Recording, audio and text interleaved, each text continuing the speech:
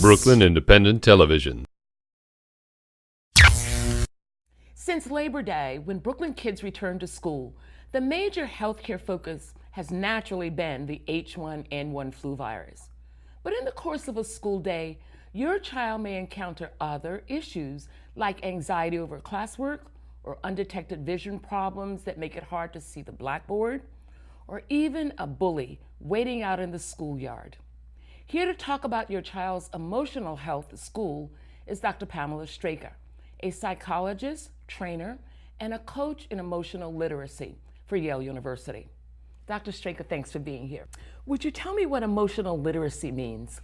Emotional literacy, in essence, is teaching children, their parents, and teachers about how to manage emotions not only at home and in their communities, but within the educational setting.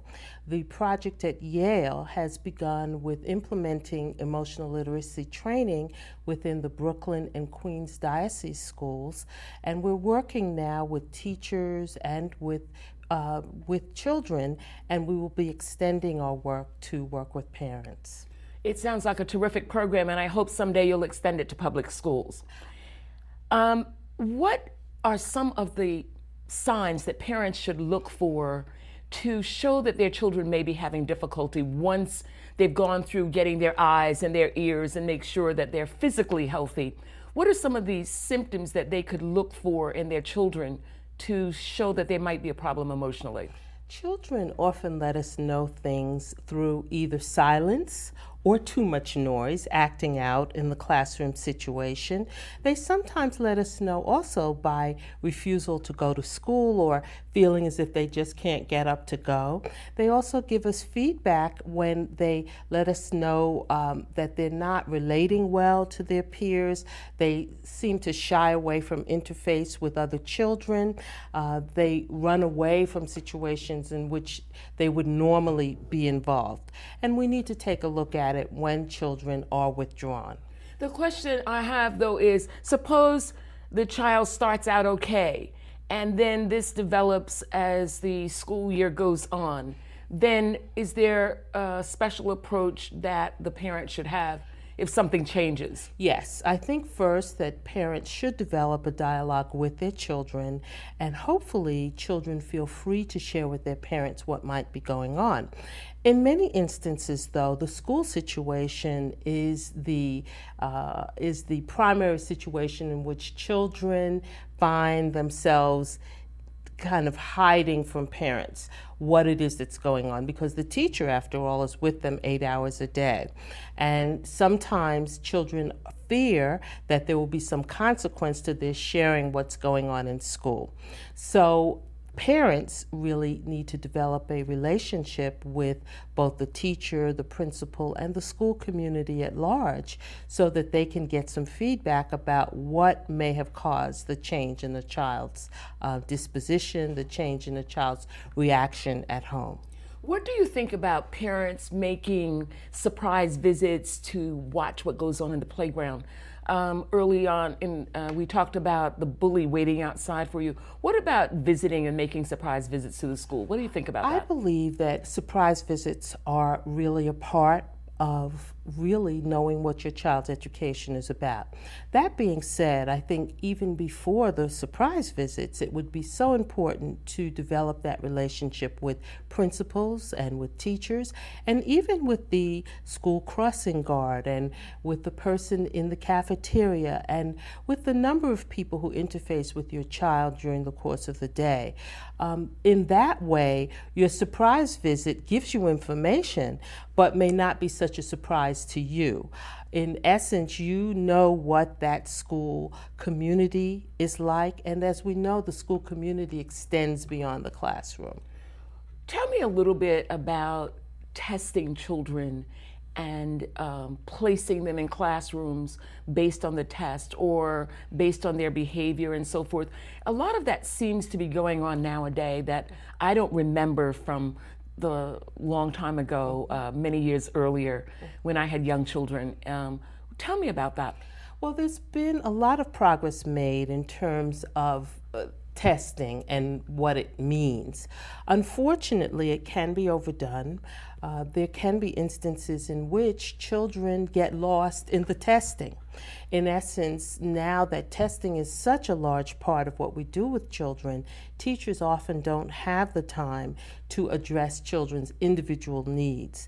And so sometimes children get lost as a result of the high degree of testing.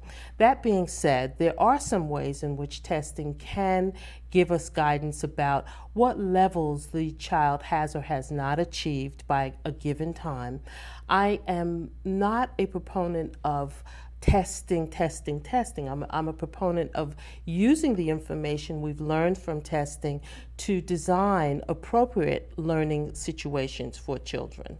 When children try and go to a teacher, and teachers sometimes ignores what the child is saying, and sometimes the child does not get any satisfaction in conflict resolution. What about conflict resolution and children in schools with their peers and with the administration? Well, this is exactly what emotional literacy training addresses. The reality is that in most instances, teachers step into a conflict situation with children, and they try to even-handedly manage the situation and send their children back to the assignment or the seat, etc. What we know now is that it is so much better for children to begin to understand what their emotions are in given situations, and to understand what the emotions and feelings of the other person might be in a given situation, so that they can come to a better solution for the particular problem. In addition, what understanding your emotions really does is it allows you to achieve at a higher level. There is research that indicates that children who have a better handle on their emotions actually achieve at a higher level. And so if you are a child who has anxiety around test taking, if you're aware of that and you've been given access to how you might resource yourself better and take care of yourself better in an anxiety-provoking situation, you might tend to do better on tests. We just have a couple of minutes left. I just need you to tell me, with talking about bullying, how do you draw the line between regular child play and bullying? Well, I think when we get to bullying, you really are seeing a pattern of behavior. You're seeing perhaps a young person who may have some difficulty for any number of reasons, who is perhaps picking on a particular child or set of children over time. I believe that the best way to address bullying, unfortunately, is to hit it head on.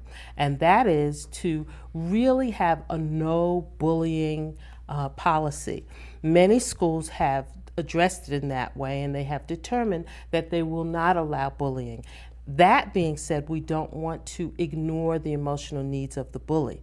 So it would be very important for a child who is recognized as becoming a bully to have the parents in or the caretakers in to begin to look at the academics, to begin to look at the emotional life of that child, so that there isn't a tragedy. Thank you. We're going to have to leave it there. Thank you so much for being here. Thank you. Brooklyn Independent Television on the BCAT TV network.